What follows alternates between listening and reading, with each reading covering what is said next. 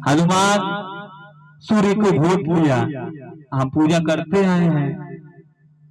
जलवंशी समाज जो है हमारा, जहाँ पे हम लोग कृषक हैं, एक मेहनत का श्लोक है, हम लोग साग सब्जियां फल उगाते हैं, लेकिन है हमारे पास जमीन ही नहीं है। हम तो टेंडर के रूप में काम करते हैं, बंधुआ मजदूर बन गए हैं। जमीन उसका है, मेहनत हमारा है, पैसा भी हमारा है, इन्वेस्ट भी हमारा है, प्रकृति का मार भी हम झेल रहे हैं। बारिश हो गई, जो खाद्यान्न फसल है वो खराब, पैसा तो हमें उसको देना ही है।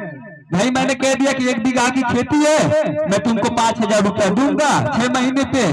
अगर उस खेत से 5,000 भी नहीं आए फिर भी वो देगा, कान पकड़ के ले लेगा वो हमसे।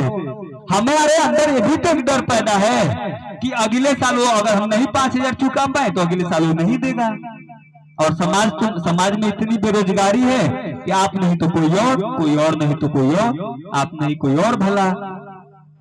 तो एक व्यापार है, और जाति भी एक व्यापार है। मैं बोलता रहता हूं, जाति भी एक व्यापार है, समझने की कोशिश कीजिएगा। आप ये मत कहिए कि हमारे जात का है वो फलाना, हमारा जाति भी व्यापार है।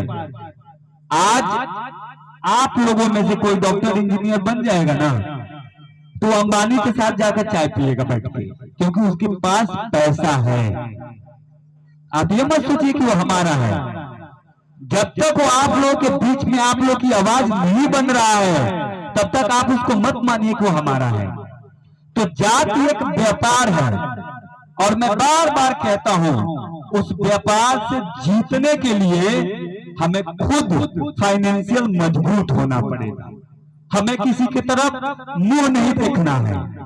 हमें जो भी है, जैसे भी है, हमें करना है, खुद में मजबूती लाना है।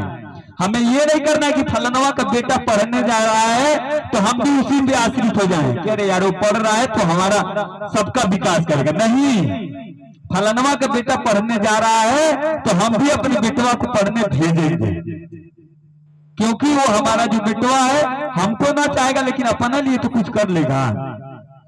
हम तो, हमारे आधा उम्र बीत गया।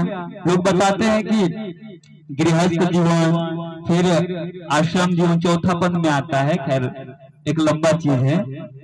तो मैं चाहूंगा कि मैं आप लोगों का बालक ही हूँ, आप लोगों से छोटा ही हूँ, और राष्ट्रीय एकलव्य सेना जो देश भर में अपनी जो शोषित वंचित समाज की आवाज उठाती है, उसी सेना के साथ मैं जुड़ा हुआ हूँ।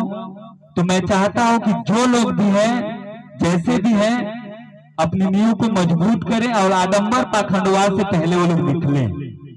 जब आप आडंबर पाखंडवाद से निकलेंगे तो आपका चौमुखी विकास होगा।